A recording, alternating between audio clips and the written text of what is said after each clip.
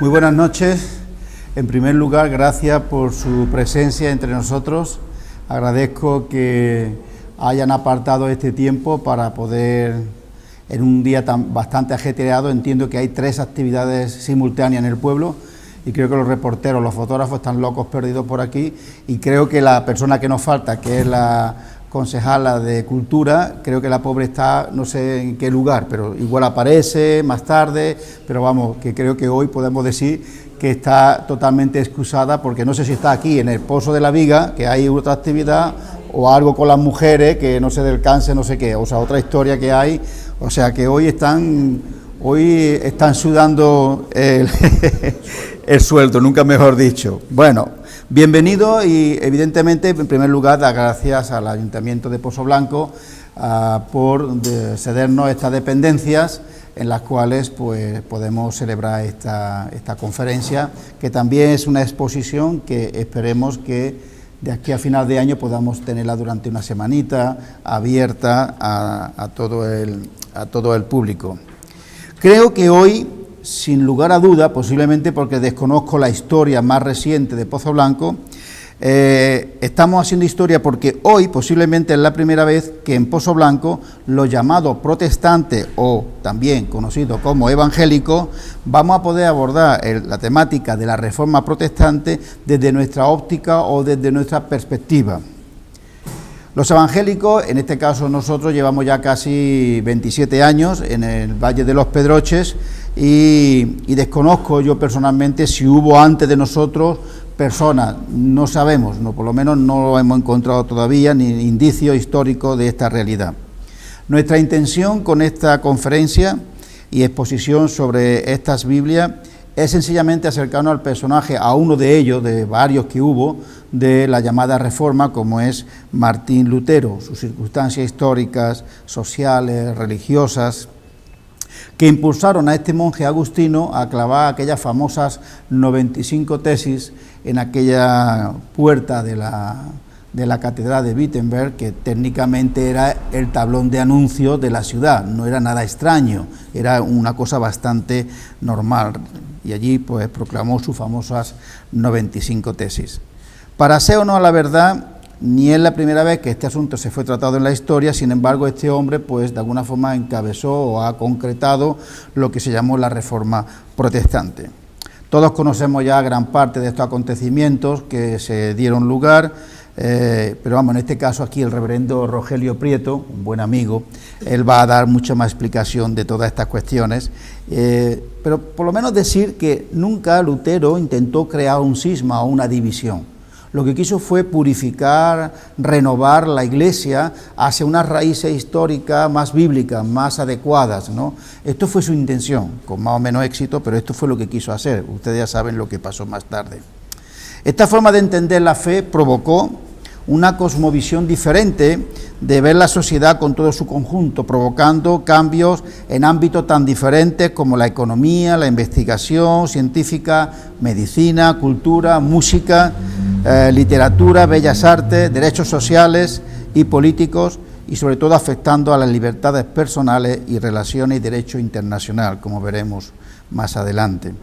Por esta razón, en este 5º centenario de la Reforma es oportuno, ahora que vivimos en un marco constitucional de libertad de expresión y de libertad religiosa, intentar subsanar el gran desconocimiento que existe sobre la Reforma y aportar, como hijo de la misma en este caso, una información lo más fiel a la realidad a esta población pozalbense, que lo que fue el protestantismo y sobre todo los valores que perduran hasta nuestros días, deseando que ahora la sociedad española pueda beneficiarse de descubriendo las aportaciones en estos ámbitos de la vida. Nuestra intención, como puede usted imaginar, no es protestar, ni reclamar ningún derecho del pasado que fue tal vez violentado, sino simplemente queremos tener un trato igualitario como cualquier otro grupo de nuestra sociedad. Solo pretendemos aportar lo mejor de nuestra visión de valores como cristianos evangélicos para la construcción de esta sociedad pozalbense, andaluza y, como no, española, en la cual vivimos y hemos nacido, y nunca mejor dicho, en estos momentos tan convulsos de nuestra historia presente.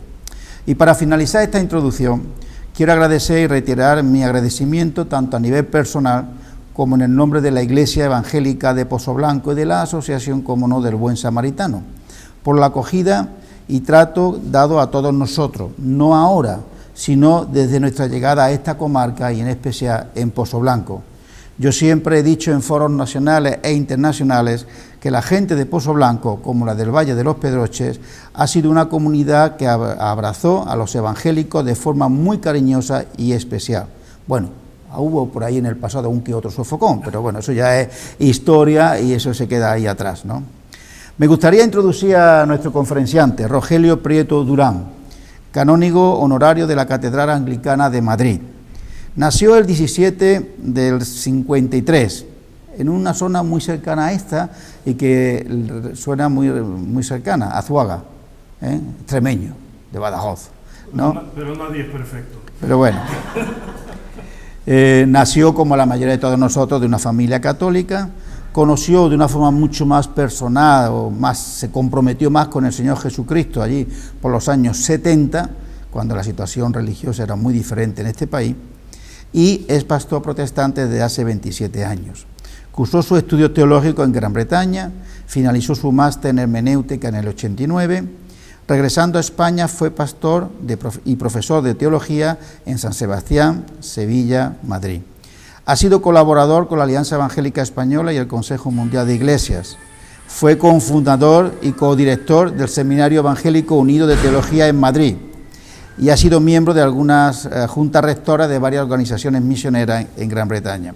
Actualmente es miembro de la Misión Cristiana Europea, como miembro de su junta directiva, y ejerce pastoralmente como pastor adjunto de una parroquia anglicana, que así es como se llama en Inglaterra.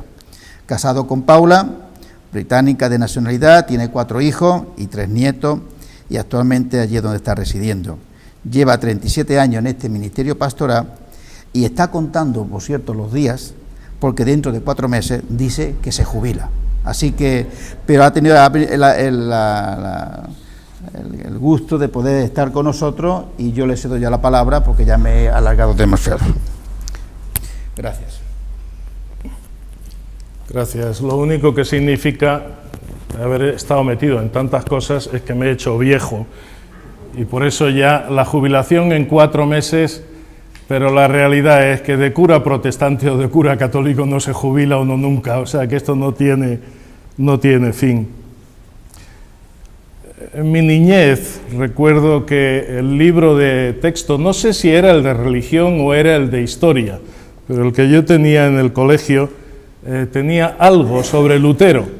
Tenía un pequeño grabado con la cara de Lutero, que todavía lo puedo ver en mi imaginación, y al lado decía: Lutero, monje agustino, que llevado de la lujuria y la soberbia, etcétera, etcétera, y de ahí en adelante le llamaba de todo menos guapo.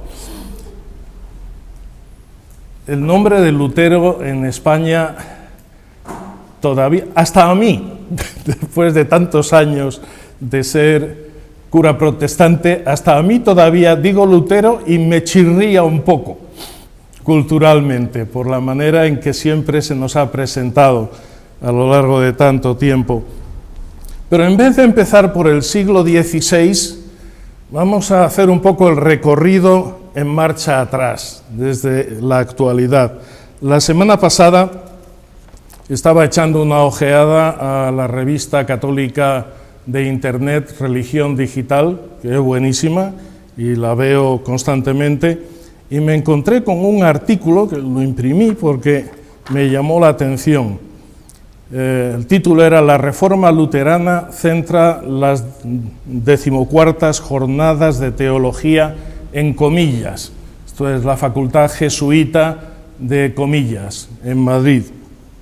Y leyendo, encontré, entre otras cosas, que decía: el rector de la universidad, Julio Martínez, de la Sociedad de Jesús, fue el encargado de abrir las jornadas preguntándose por quién era realmente Lutero.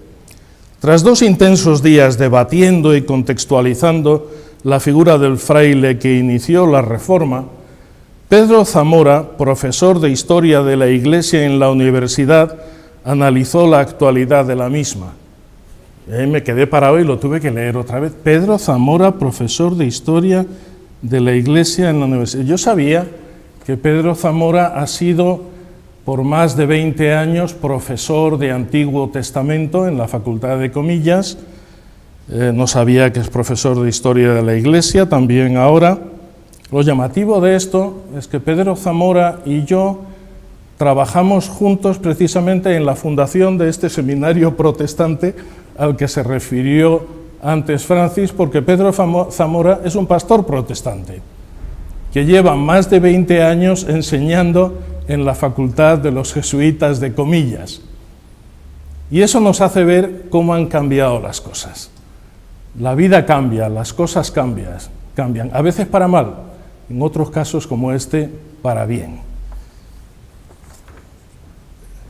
Otro artículo que me llamó la atención, y esto fue hace un año en El País, un artículo de Juan Bedoya, conocido periodista católico, y el título también era llamativo. El Papa Francisco reivindica a Lutero, el peor de los herejes, entre comillas, porque ese es como se le llamaba en la bula papal por la que se le excomulgó a Lutero en 1521, el peor de los herejes. Pero el subtítulo dice: Bergoglio, jesuita, dice comprender la reforma de Lutero, causa de tantos conflictos. Francisco viajó a Suecia hace un año porque comenzaban en Suecia las conmemoraciones de este año de la Reforma. Es decir, el 31 de octubre, 31 de este mes, se cumplen 500 años de lo que se suele dar como el principio de la Reforma, el día en que Lutero plantó estas 95 tesis para debate con los otros profesores de la Facultad de Teología de Wittenberg. Y dice Juan Bedoya: Francisco viajó a Suecia para participar en los actos conmemorativos del comienzo del 500 aniversario de la Reforma Protestante promovida por Martín Lutero. Y no solo visitó, sino que también tuvieron una ceremonia conjunta católica y luterana allí en la Catedral Luterana de Lund, en la que se firmó un documento conjunto titulado Del conflicto a la comunión. Y dice Juan Bedoya: esto es todo un símbolo de manera especial porque quien da el paso de parte de Roma es nada menos que un jesuita, Papa Francisco. La congregación, los jesuitas, que combatió en primera fila aquella reforma, tomando incluso un nombre militar, la Compañía de Jesús. Y dice más, dice: se discute si Francisco prepara una rehabilitación de Lutero. 500 años son muchos años para andarse con papeleos, pero en un sentido le ha rehabilitado, porque como dice Bedoya, en una entrevista con el periódico católico italiano La Civiltà Cattolica, el Papa Francisco dijo: Lutero fue un reformador en un momento difícil y puso la palabra de Dios en manos de los hombres. Tal vez algunos métodos no fueron correctos, pero si leemos la historia veremos que la Iglesia no era un modelo a imitar.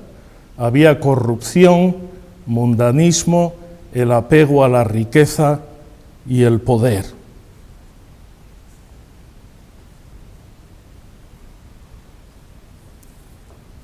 Es sorprendente que un papa diga algo así sobre Lutero y que llegue a referirse a él como se refirieron en el encuentro en Lund, que se llegue el Papa Francisco a referirse a Lutero como un testigo del Evangelio. Ha habido meses atrás una conferencia muy importante de historiadores católicos y luteranos en el Vaticano, y lo que han estado haciendo es dar marcha atrás. Y por eso para revisar la historia, y por eso en este encuentro conjunto en Lund, en la Catedral Luterana de Lund, lo que hubo fue una confesión mutua y una petición de perdón mutua por los malentendidos, por las malinterpretaciones, los malentendidos y las malinterpretaciones que fueron no intencionados y lo que fueron muy intencionados por ambas partes. Porque al final el gran peligro, y aquí me voy un poco directamente de lo que es directamente el tema de Lutero, al final a lo que nos estamos enfrentando ahora los cristianos, católicos, protestantes, ortodoxos, a lo que nos estamos enfrentando en los países occidentales en particular, es a la realidad de que somos minoría. Y eso es una cosa que personalmente me parece muy saludable. Una de las expresiones, de las máximas de Lutero, que son algo que me impactó, una de mis favoritas, es cuando dijo: teología crucis, teología lucis. La teología de la cruz es la teología de la luz. Para entender a Lutero hay que entender su viaje a Roma en 1510, cuando se enfrentó a la corrupción que vio allí. Me decía un amigo mío, un cura católico, que soy muy amigo hace muchos años, y me decía, él había trabajado en el Vaticano hacía años, y me decía: chico, ¿puede ser verdad eso, el dicho ese de Roma veduta, fede perduta? Roma vista, fe perdida. Porque se había enfrentado también allí con situaciones con las que el Papa Francisco está enfrentándose ahora. En una cierta manera, lo que Lutero estaba tratando de hacer tiene grandes similitudes con lo que Francisco está tratando de hacer. Como decía antes Francis, el intento de Lutero nunca fue crear una nueva iglesia, nunca fue romper la iglesia, fue reformarla, regenerarla. Cuando se enteró de que algunos de sus amigos y de otros que se habían unido a su reforma se hacían llamar luteranos, él les dijo: les ruego que dejen mi nombre en paz. No se llamen a sí mismos luteranos, llámense cristianos. ¿Quién es Lutero?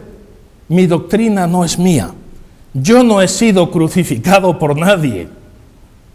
¿Cómo podría, pues, beneficiarme a mí, una bolsa miserable de polvo y cenizas, dar mi nombre a los hijos de Cristo? Dejen, mis queridos amigos, de aferrarse a estos nombres de partidos y distinciones. Fuera todos ellos, y dejen que nos llamemos a nosotros mismos solamente cristianos, según aquel de quien nuestra doctrina viene. Cuando Lutero clavó 95 tesis para debate en la iglesia de la Universidad de Wittenberg, el 31 de octubre de 1517, el hombre no sabía la que se iba a armar.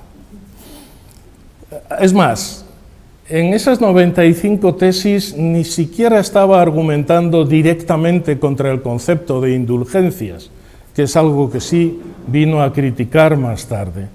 En aquel momento lo que a él le había escandalizado era que por encargo del Papa León X y también por encargo del arzobispo de Marburgo, había llegado a la ciudad Juan Johann Tetzel, un predicador dominico que iba vendiendo indulgencias.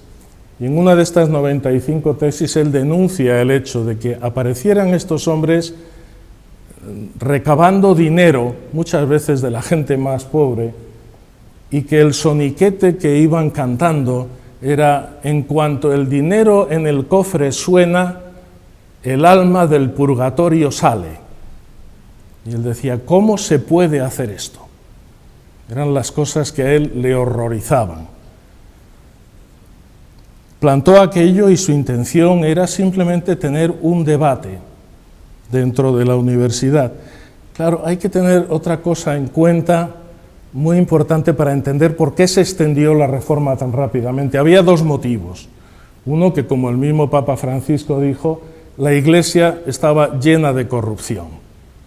Entonces, incluso aquí en España, gente como el cardenal Cisneros, desde una perspectiva más humanista, estaban tratando de reformar y regenerar la Iglesia.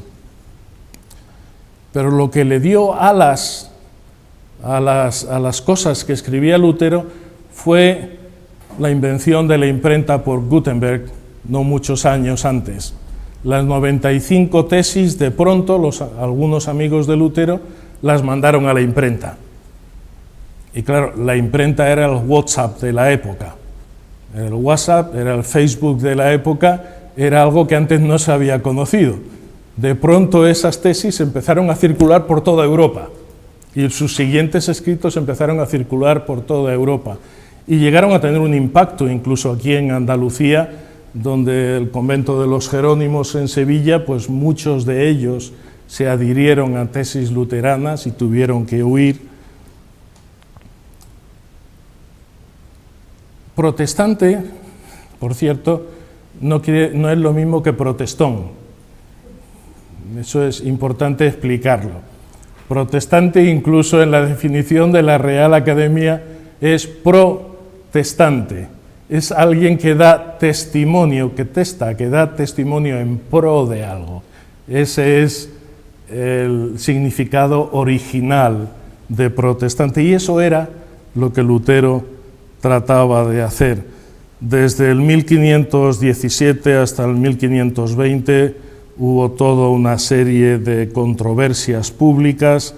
Al final León X se cansó y por una bula papal le excomulgó en 1521.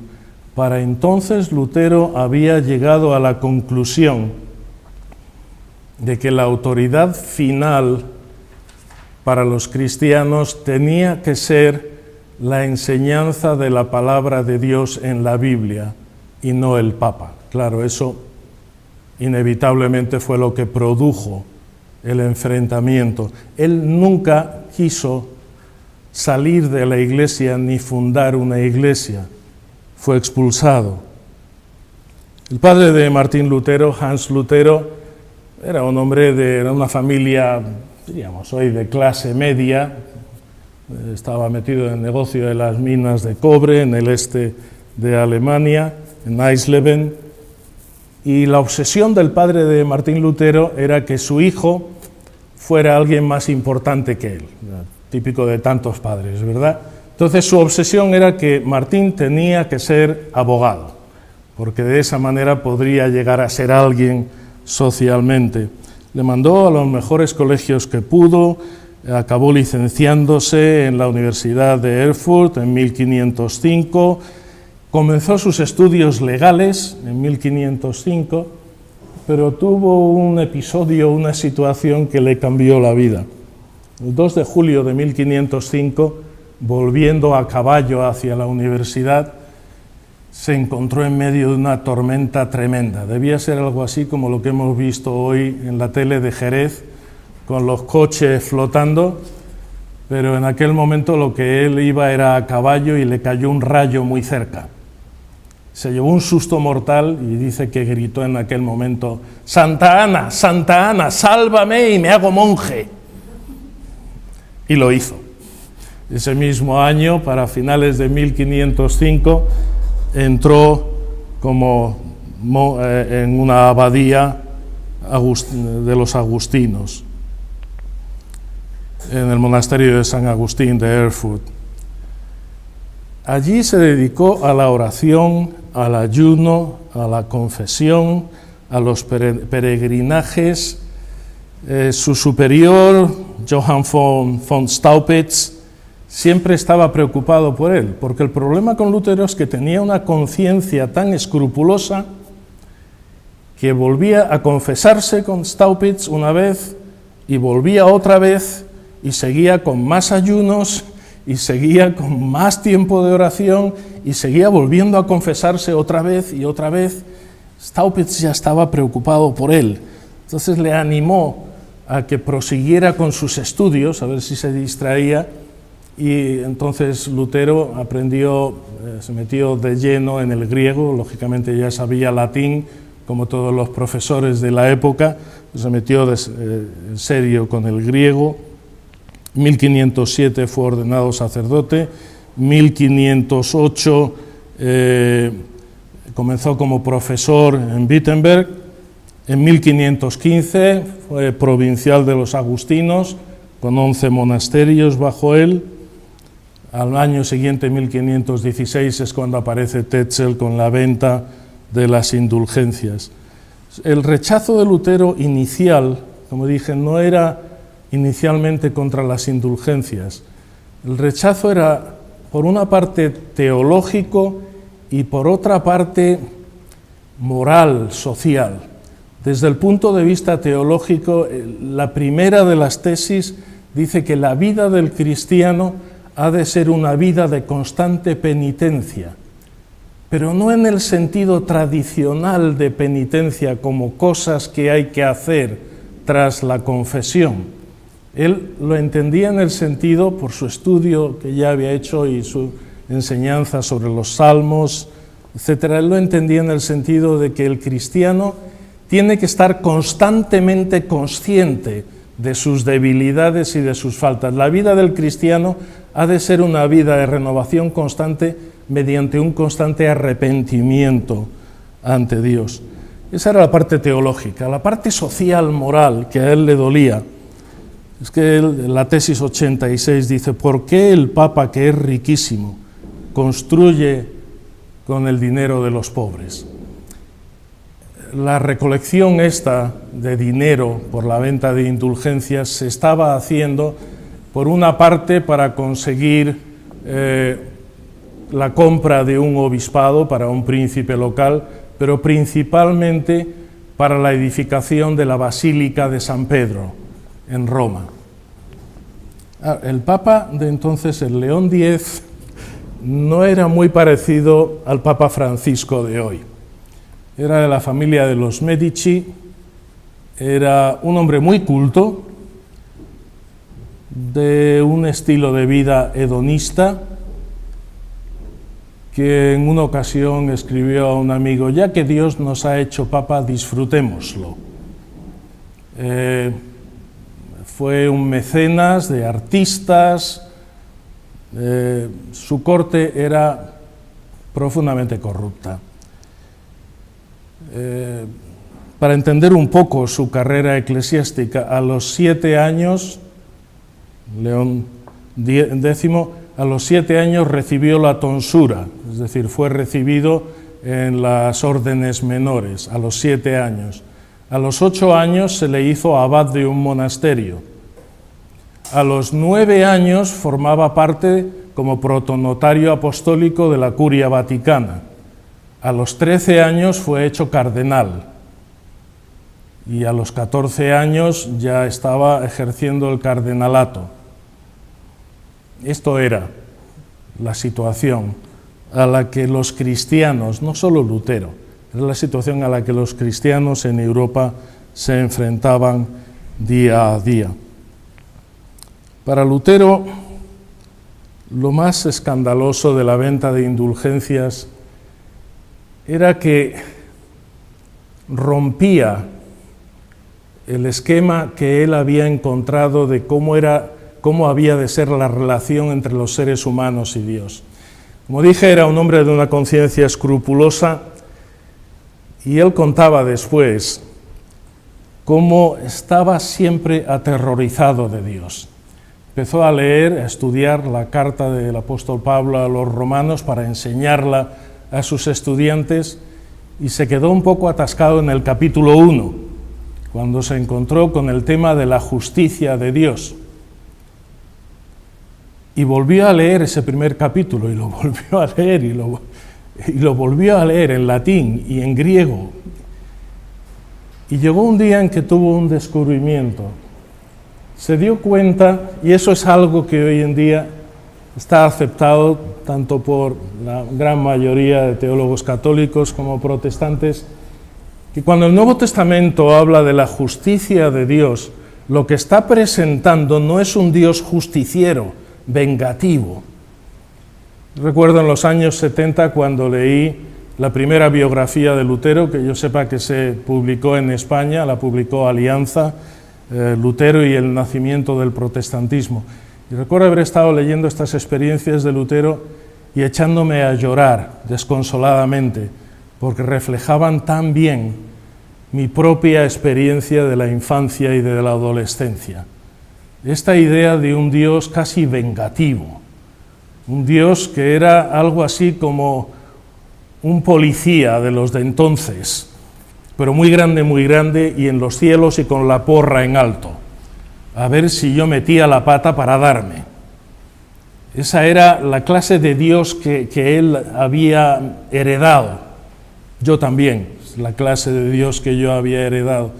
Y él descubrió, leyendo Romanos, que la justicia de Dios no es una justicia vengativa, es una justicia salvadora. Que en medio de todo el caos de este mundo, el caos de nuestras propias vidas, el caos de nuestras relaciones familiares, sociales, políticas, en medio de todo eso que está causado por las injusticias de todos nosotros, Dios quiere hacer un mundo nuevo y está haciendo un mundo nuevo en Cristo, en el que ya no habrá más llanto, ni clamor, ni dolor, como dice el Nuevo Testamento, pero que en medio de todo eso envió a Cristo para transformar nuestras vidas. Dios no está contra nosotros, descubrió.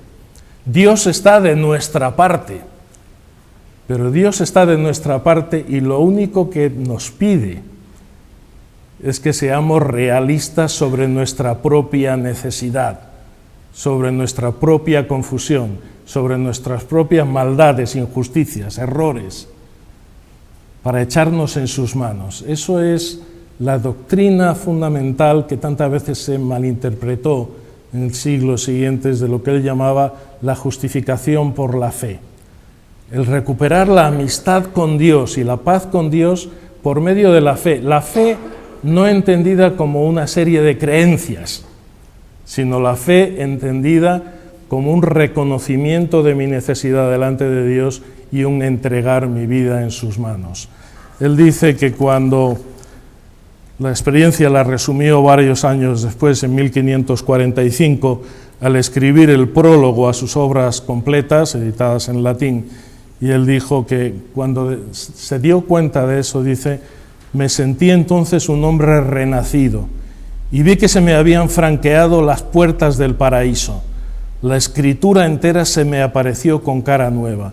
Así este pasaje de Pablo en realidad fue mi puerta del cielo.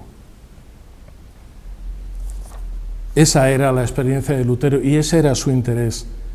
Lutero y los que siguieron en la senda de Lutero en el siglo XVI, su intención era eso, una renovación en Cristo de las vidas, de la Iglesia y de la sociedad. En su estudio de las Escrituras llegó a otras conclusiones poco a poco. Por cierto, sobre este tema de la justificación por la fe se firmó una declaración conjunta de acuerdo total de principios entre católicos y luteranos en 1999. Esta es la clase de documentos que nos enteramos los curas, pero no aparecen en la primera página de los periódicos. Todavía no quiere decir que todo sea igual, ni que haya un acuerdo completo en todo. Pero hay un acuerdo de principio en una cosa fundamental de lo que fue la Reforma. Pasando de eso y en su estudio de la Biblia, Lutero descubrió otras cosas como el sacerdocio universal de los creyentes. Es decir, que todo cristiano tiene un acceso directo a Dios. Se enfrentó al clericalismo de la época, que es una cosa que el Papa Francisco sigue denunciando todo el tiempo y que es un peligro siempre para todas las iglesias, esta creación de jerarquías de poder. Cuando Jesús dijo, no he venido para ser servido, sino para servir y para dar mi vida en rescate por todos. Y nos hemos pasado 2000 años de historia de la Iglesia donde los clérigos siempre hemos tenido la tendencia a que nos sirvieran en vez de servir. Esas son de las muchas cosas en las que al final nos ponemos de acuerdo en que tenemos que pedirle perdón a Dios juntos. Pero él descubrió esto. todo cristiano tiene acceso directo a Dios, no necesita intermediarios humanos. Eso es algo que el Vaticano II empezó a redescubrir y a replantear en la Lumen Gentium.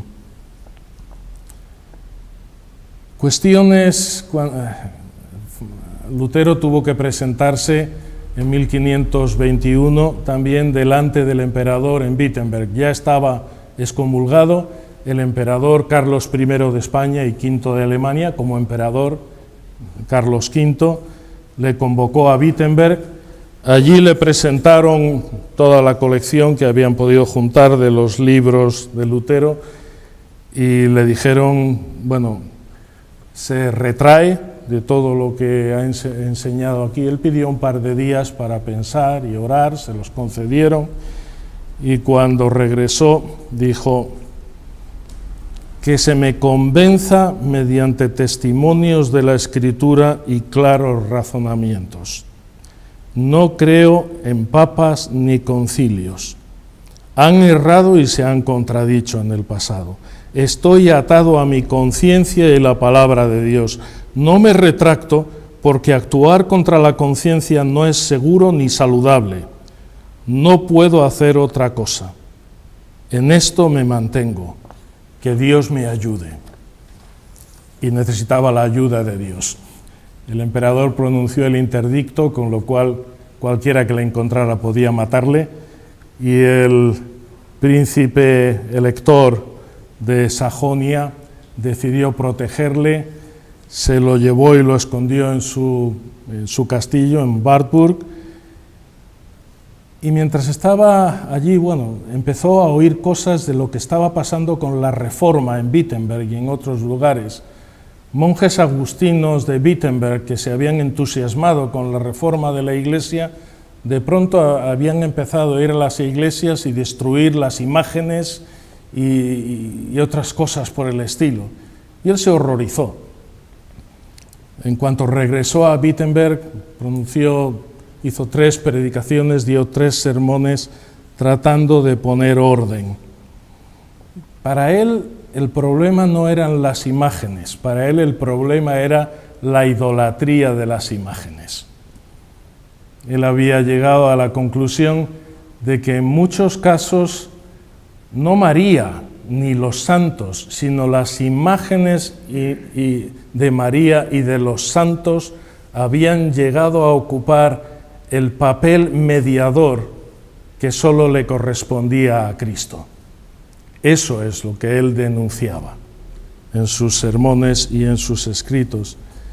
En cuanto a María, es una cosa típica.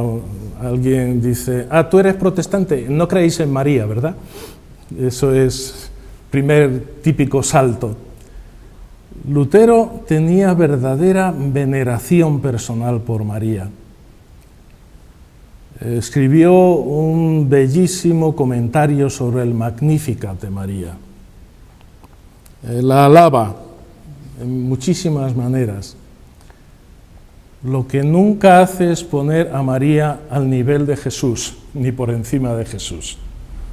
Para él, María es un fantástico, quizá el mejor ejemplo posible de alguien que sigue a Dios con fidelidad.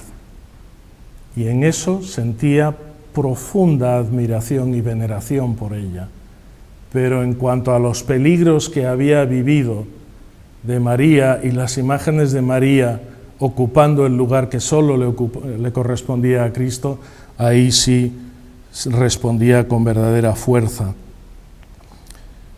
Como dice Francisco, el Papa, Lutero devolvió al pueblo las Escrituras. Cuando estaba en este escondite de 1 año y pico en el castillo de Wartburg, comenzó a traducir el Nuevo Testamento y en ese tiempo tradujo el Nuevo Testamento completo al alemán. Tenía la ventaja de que para entonces el humanista y sacerdote también Erasmo de Rotterdam había publicado, usando los mejores manuscritos de la época, el Nuevo Testamento en griego. Hasta entonces lo tenían en latín y él usó los mejores documentos más antiguos en griego, y Lutero lo tradujo y lo que hizo fue usar el mejor alemán posible, pero al mismo tiempo, al parecer, se escapaba de vez en cuando del castillo y se iba a los mercados de los pueblos a ver cómo hablaba la gente en el día a día. De manera que acabó creando una obra de arte que ha sido la base de la unificación del idioma alemán. Tristemente en España, lo podréis ver después en esta exposición, se produjeron muy poco después por monjes jerónimos de Sevilla, en Amberes, en otras partes de Europa, tradujeron Casiodoro de Reina y después revisó Cipriano de Valera la Biblia completa en un castellano precioso. Tristemente, por la intervención de la Inquisición, nunca pudo tener la influencia literaria que la Biblia de Lutero ha tenido después siempre en Alemania. Claro, con su énfasis en la enseñanza, y por cierto, en cuanto a las escrituras también, si miramos al Concilio Vaticano II, Dei Verbum en el Vaticano II es un llamamiento de nuevo a recuperar las escrituras, y a partir de ahí se empezaron a hacer multitud de traducciones católicas.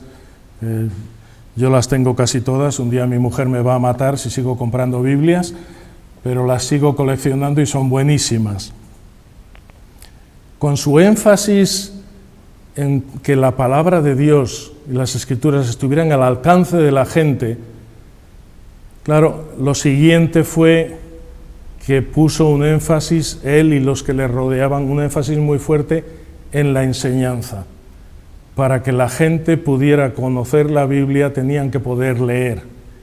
Y así comenzó un proceso de alfabetización, de enseñanza y de pedagogía fuertísimo en los países protestantes. Tradujo la misa al alemán. Yo me acuerdo cuando yo estudiaba con los salesianos y teníamos misa diaria. Por cierto, le tengo un gran cariño a los salesianos y les estaré siempre agradecidos por el trabajo que hicieron en mi barrio en Madrid. Pero me acuerdo que después de tantos años de la misa en latín, y algunos a lo mejor de aquí somos lo suficiente mayores, me parece que muy pocos, quizás recordaréis cuando después de tantos años de la misa en latín, de pronto empezamos a tener algunas partes en castellano. Y hubo un día que de pronto llegó un domingo en que teníamos toda la misa en castellano. Y para mí aquello fue una experiencia fantástica, porque de pronto sabíamos lo que estábamos haciendo.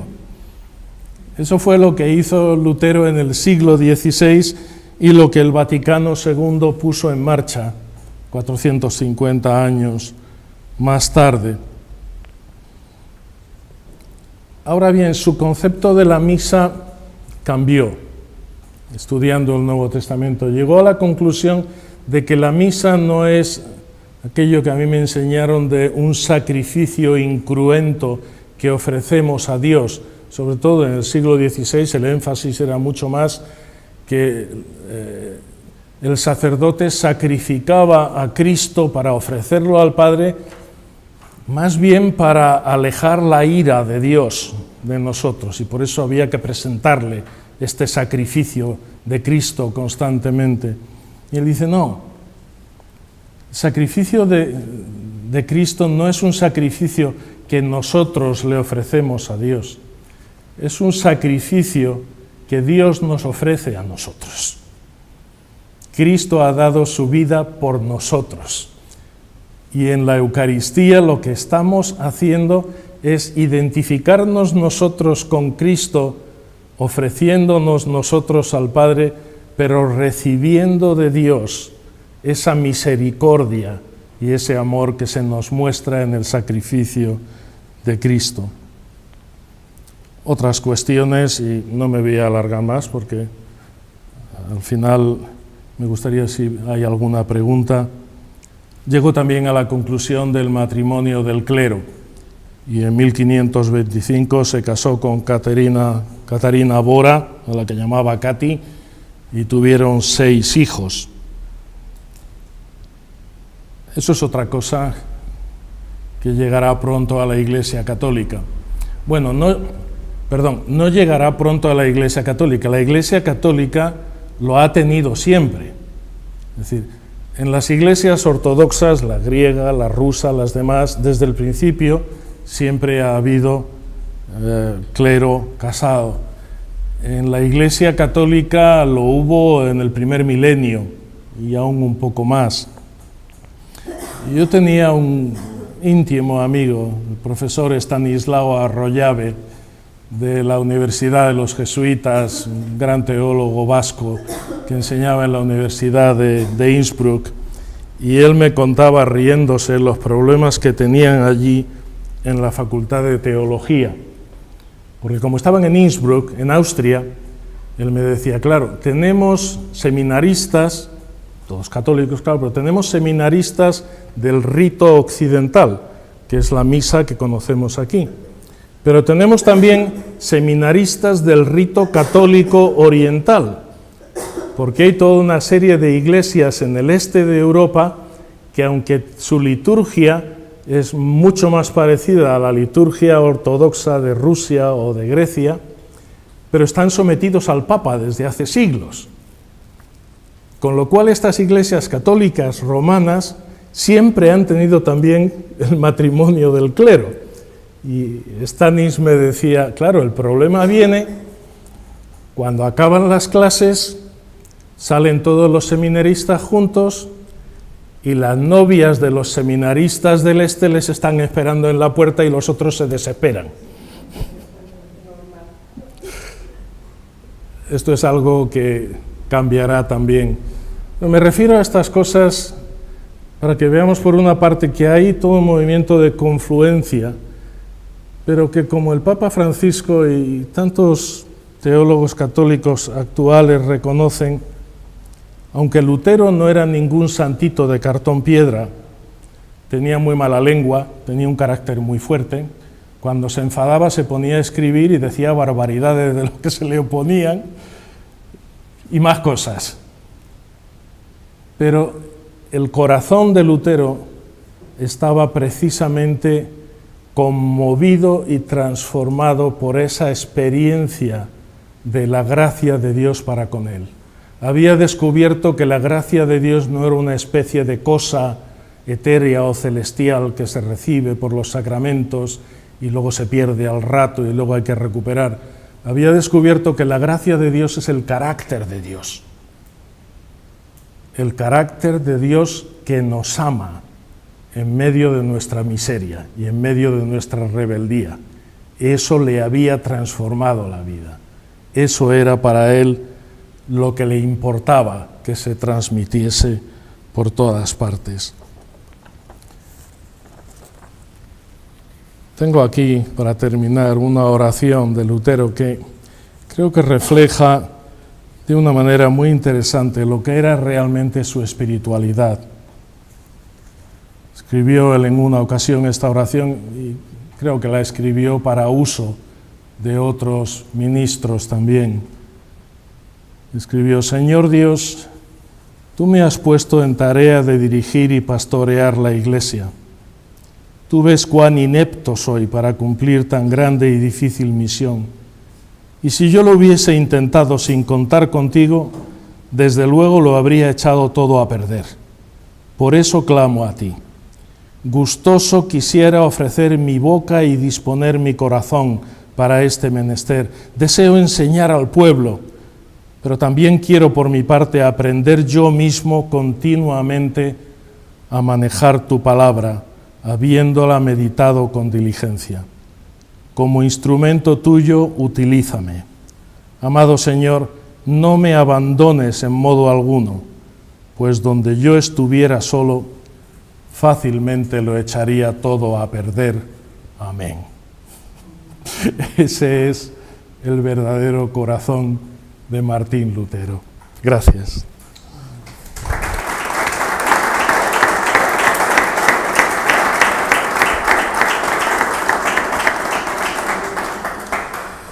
Gracias, Rogelio. Como ha dicho, me gustaría, si hay alguna pregunta por parte del público que quisiera expresar alguna duda, alguna aclaración, pues Es que el peligro de los que predicamos todos los domingos y hemos enseñado teología y damos conferencias a veces y todo eso, es que acabamos hablando de lo que a nosotros nos interesa y aburrimos al público en general porque no hablamos de lo que les interesa a los demás. Entonces, encantado de responder cualquier pregunta, duda, comentario, aclaración, lo que sea. Sí. Ahora, yo soy profano tanto en historia como en teología o doctrina de la fe. Pero, aún así, lo que he leído he visto que los dos motivos, efectivamente usted ha citado la corrupción que había en Roma y la imprenta. No sé si conscientemente se ha olvidado del efecto que esto produjo en los príncipes, que normalmente a raíz de él fue cuando se creó todo esto. A ellos les resarcían una serie de impuestos que se creían o estimaban que eran elevados, y yo creo que eso fue el gran conflicto. Y aquí hay personas más cualificadas que yo para hablar de este tema, pero lo poco que yo he leído, creo que hay, y eso es un componente dentro. Eso es un componente del luteranismo que él no quería y de la contrarreforma que él efectivamente tampoco era lo que buscaba. Yo he tratado de ceñirme más en la persona y la figura de Lutero.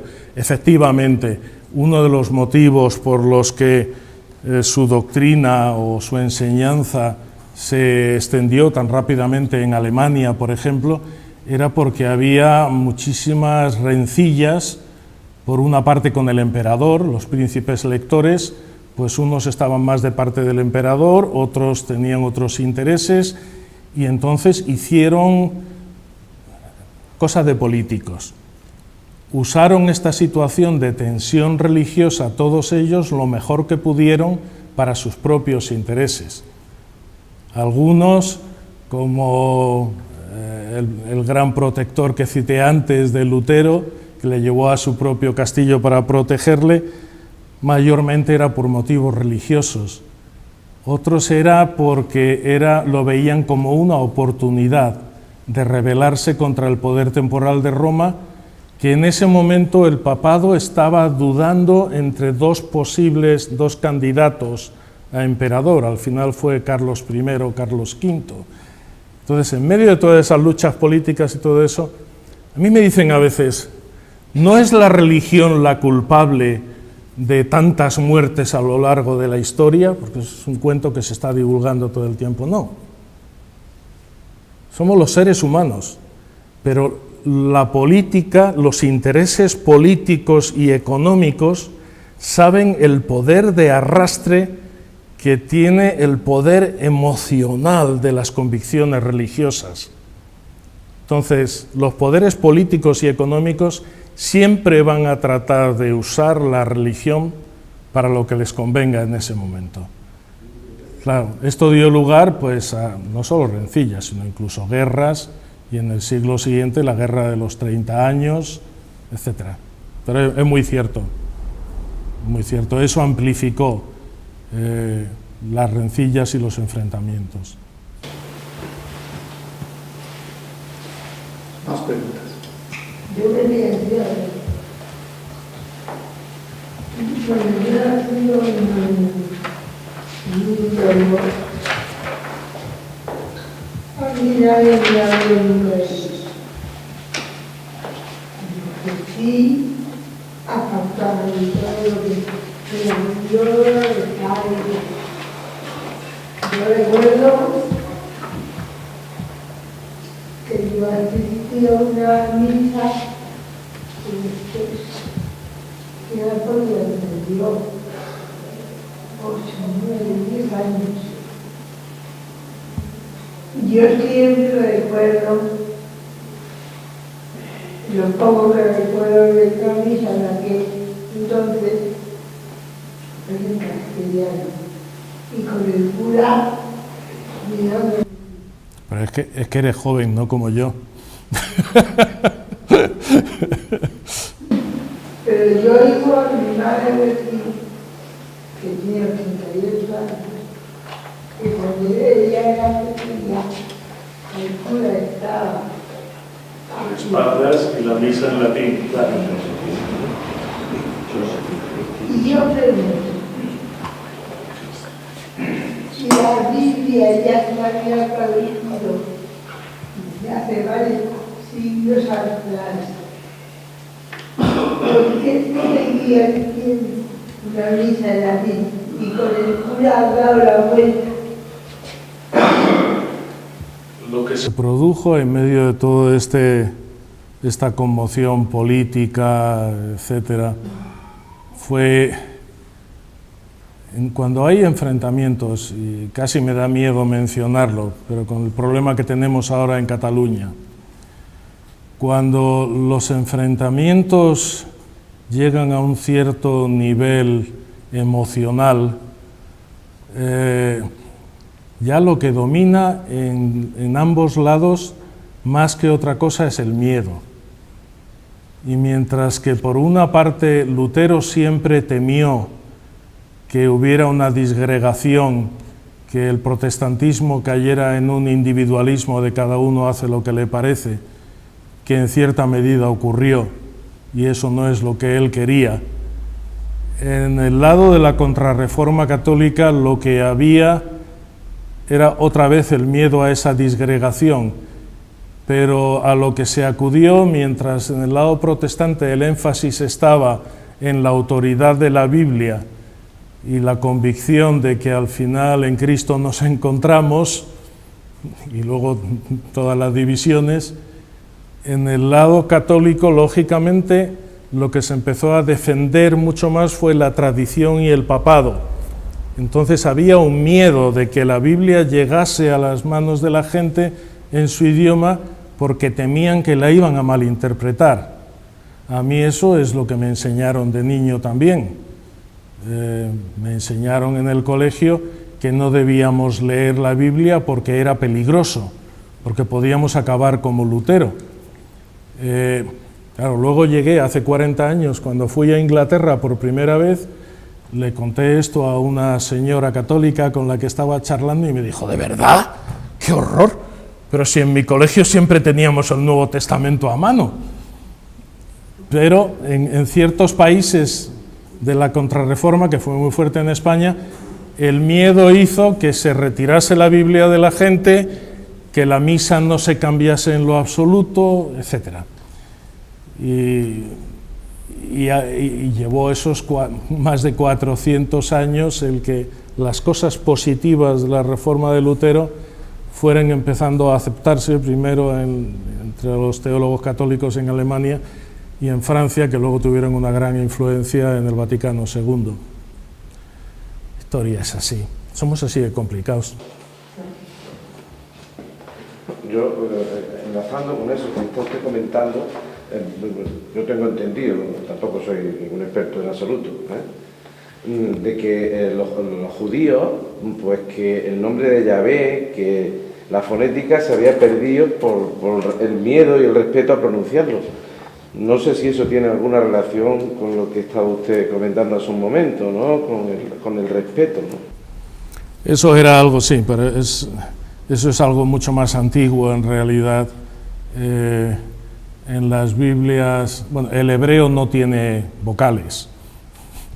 El hebreo no tiene vocales, entonces todos los manuscritos de las escrituras del Antiguo Testamento, Lutero, después de haber traducido en ese año el Nuevo Testamento, comenzó a traducir el Antiguo y antes de eso tuvo que aprender hebreo para poder traducir las escrituras del Antiguo Testamento, del hebreo y del arameo. Y él tradujo la mayor parte, pero con colaboración de otros, en los manuscritos judíos, incluso hoy en día en la sinagoga, están en hebreo, y cuando se les ponía puntuaciones, como vocales, por entendernos, para que la gente pudiera leerlo, lo que se hizo fue introducir las vocales de la palabra Adonai, y de ahí se salió es otra historia más antigua. No, el problema que había en el siglo XVI en parte era que la jerarquía romana tenía pánico de que el pueblo, leyendo las Escrituras, empezara a revolverse contra la autoridad de la jerarquía. Pero era una forma equivocada de mantener el respeto.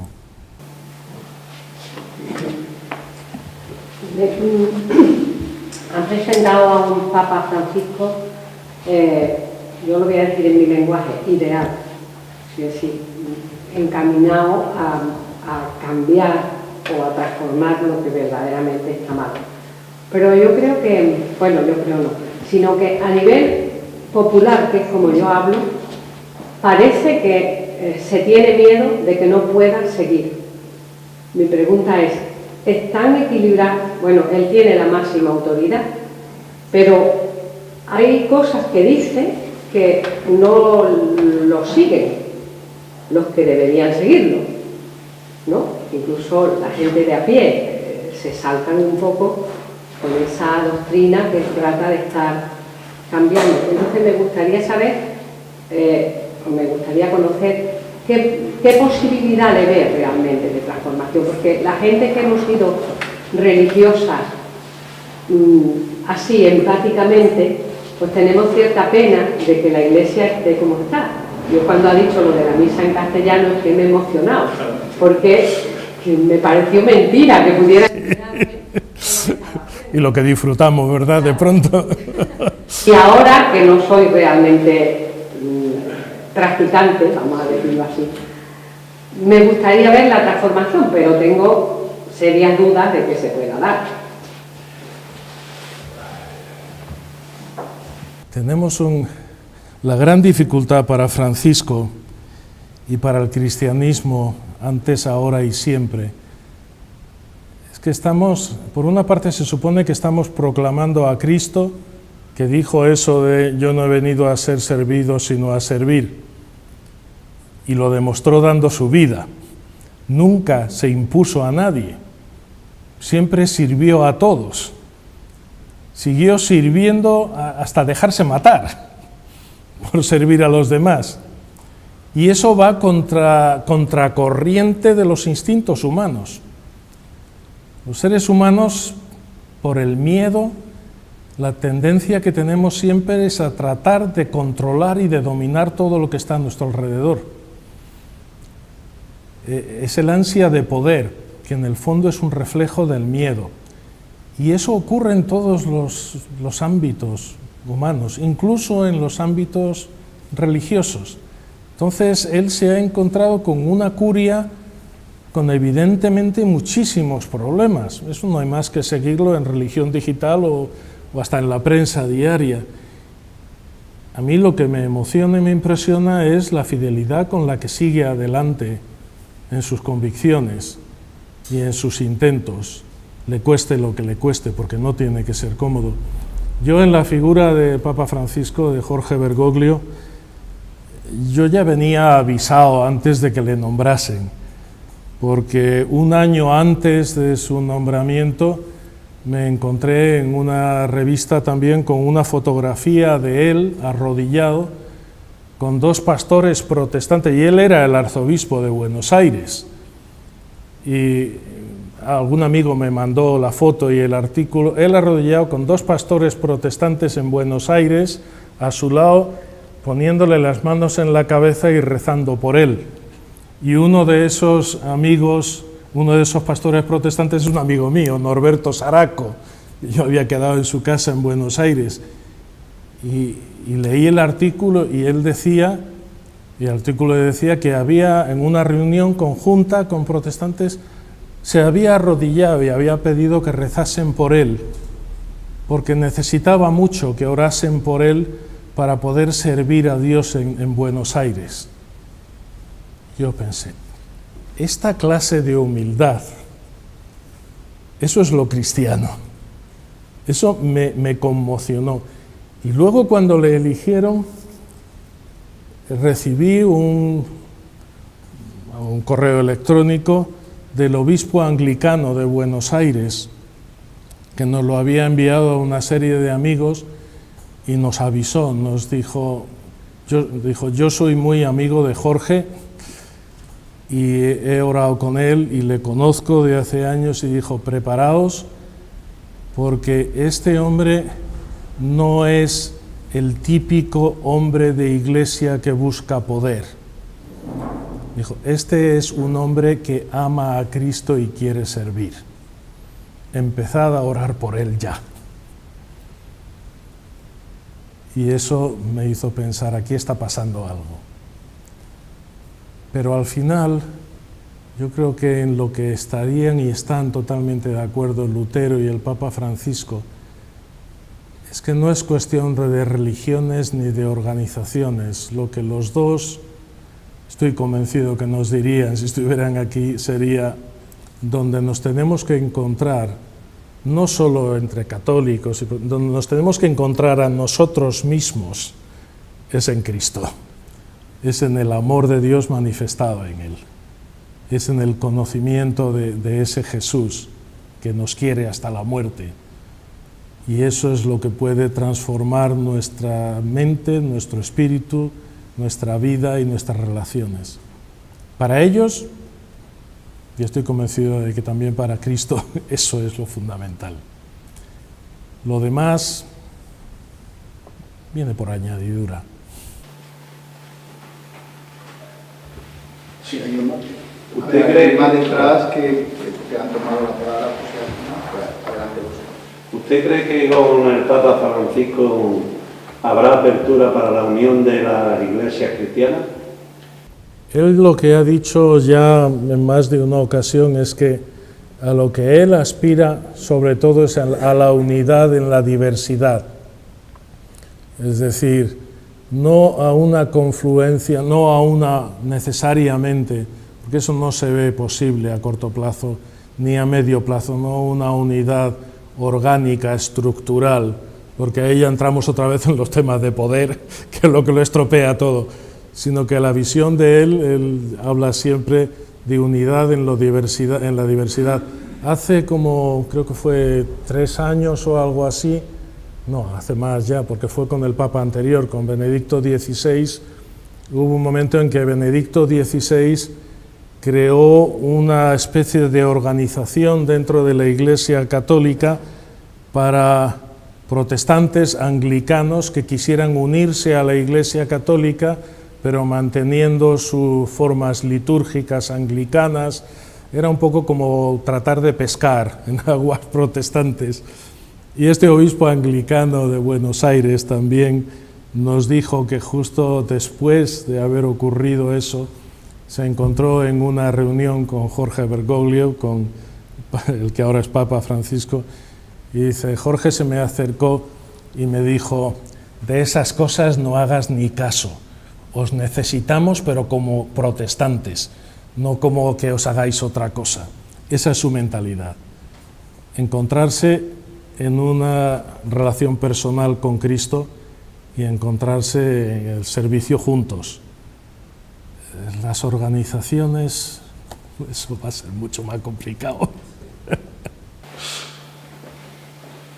Sí, bueno, en relación con la pregunta que ya anteriormente dijo, ya que usted ha tirado de artículos, voy a tirar yo de algunos también. ¿Sí? Y en palabras de Lutero, Cristo pone cuerpo y viene bajo el emperador y la ley secular. Continúa. El momento es tan excepcional, estamos hablando de su época, lo dice palabras, que un príncipe puede, derramando sangre, ganarse el cielo. Por esto, queridos señores, exterminar, matar, estrangular, y los que tienen el poder, que lo usen. Sigo más. La jurisdicción eclesiástica se ha convertido en un apéndice de la civil.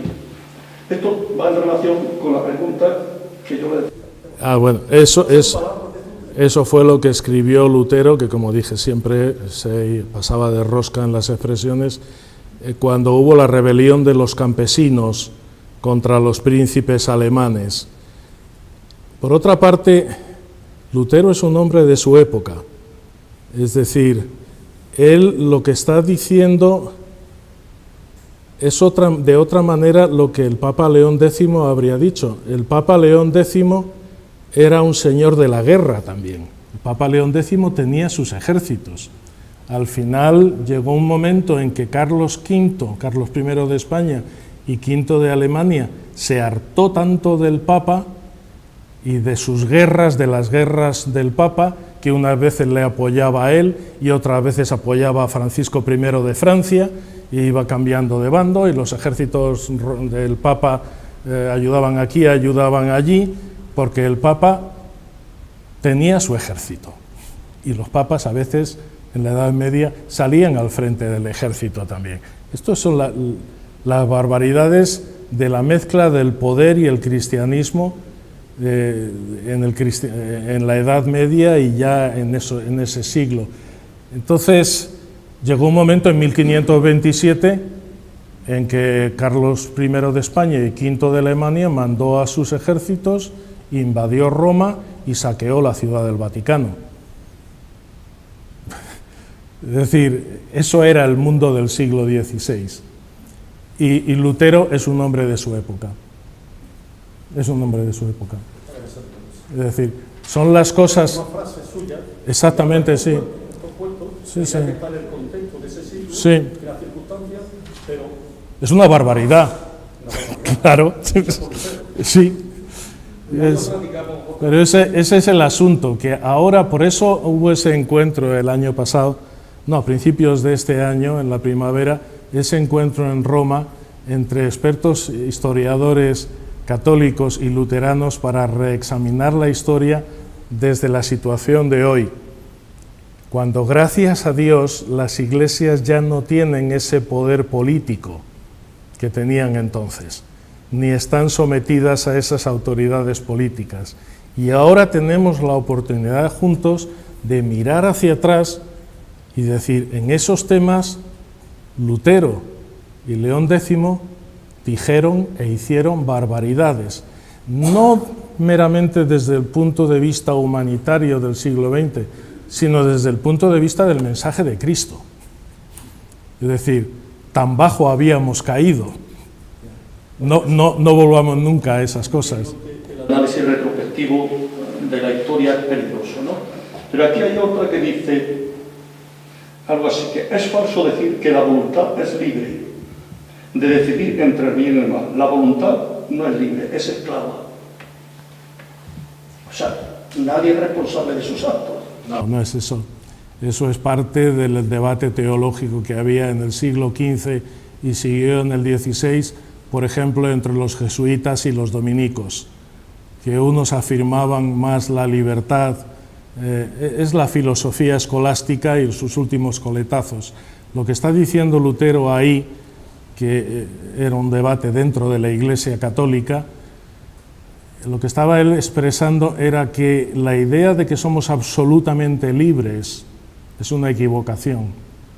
Somos esclavos de nuestras propias pasiones, de nuestros intereses ocultos, de todas esas cosas.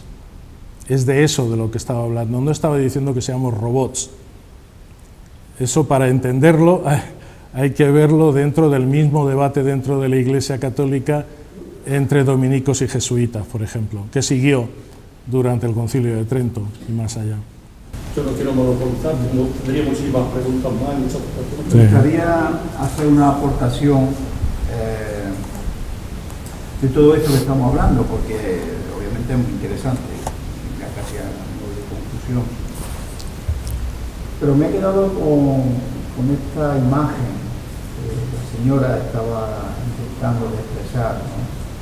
Esa inquietud espiritual de las personas, ¿no? Que quieren vivir una fe, pero que a veces la estructura, las circunstancias lo impiden. Yo quiero mencionar a 4 sacerdotes católicos que, exceptuando uno, 3 de ellos ya han fallecido. Los quiero citar porque eran mis amigos. Uno era don Juan, de la residencia de Pedroche. Este hombre llegó a regalarme cerca de 300 puertas de su residencia. De hecho, más de 30 están hoy, son las puertas que tenemos en el Buen Samaritano. Otro, el párroco de San Sebastián, también fallecido, que cada vez que había una conferencia de prevención de drogas me escribía una carta y de hecho me felicitaba. No puedo ir, que estoy un poco enfermo, pero ánimo, es que es un trabajo impresionante, haciendo alusión a un caso que aquí hubo, que todos ustedes conocéis porque se llamaba el Bacalao Francisco Peña Redondo. El otro, Juan Antonio Medrán, del Viso, él asistía todos los años a estas conferencias. Y el otro de San Bartolomé, Rafael, que él incluso llegó a venirse allí al Buen Samaritano a trabajar. Todos eran sacerdotes católicos. Y como no, lugares de aquí del pueblo, Colegio de los Salesianos, y hace poquito hasta otro sacerdote, Antonio Rides, ¿verdad?, llegando a traer dinero, como muchos de ustedes conocerán, anónimos, para poder comprar la finca del Buen Samaritano. Esto es la historia de 27 años aquí.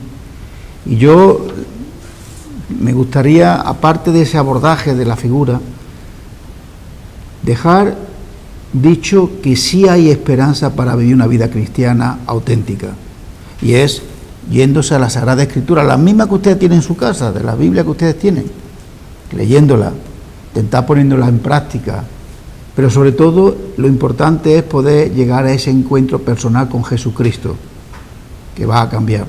Porque cuando yo tenía 17 años, yo era comunista y además ateo. Y fui criado en una familia católica, me bautizaron como la gran mayoría de los españoles, pero dejé de creer a los 13 años.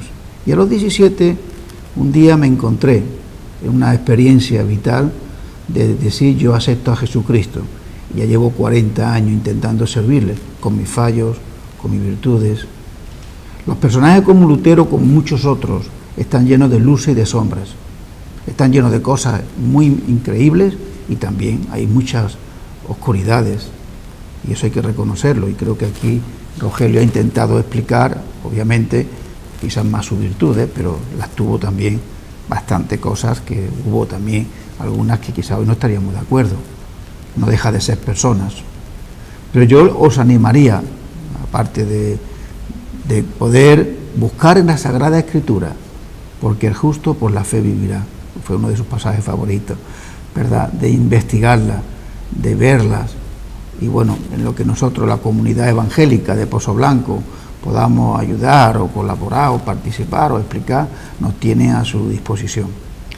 Yo me gustaría, si no hay más preguntas o alguna intervención más, decirle que aquí tiene unos paneles que pueden ver si quedan tiempo. De hecho, vamos a poner esta exposición en otro momento también.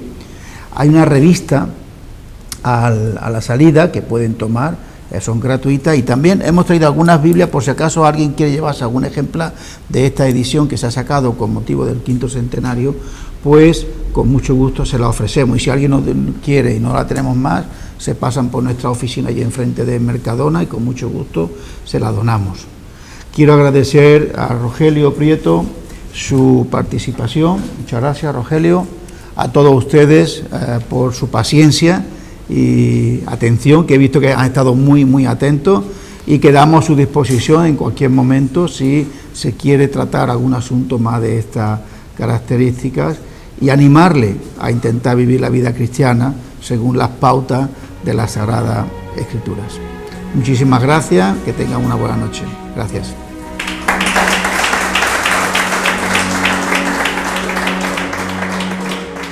Para